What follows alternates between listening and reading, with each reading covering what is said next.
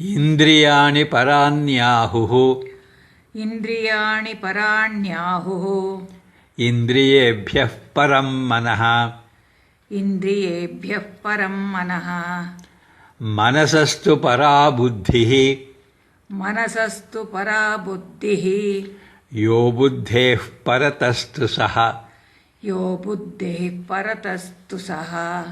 It is said by the great sages that compared to the gross body, the senses are more eminent. Than the senses, the mind is more excellent. Than the mind, the intellect is nobler.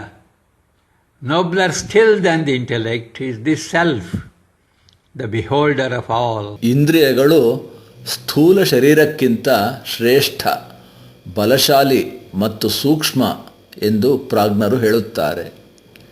ಈ ಇಂದ್ರಿಯಗಳಿಗಿಂತ ಶ್ರೇಷ್ಠವಾದದ್ದು ಮನಸ್ಸು, ಮನಸ್ಸಿಗಿಂತಲೂ ಶ್ರೇಷ್ಠವಾದದ್ದು ಬುದ್ಧಿಯಾಗಿದೆ. ಮತ್ತು ಯಾವುದು ಬುದ್ಧಿಗಿಂತಲೂ ಕೂಡ ಶ್ರೇಷ್ಠವಾಗಿದೆಯೋ ಅದೇ ಎಲ್ಲವನ್ನೂ ಒಳಗೊಂಡಂತಹ ಆತ್ಮವಾಗಿದೆ.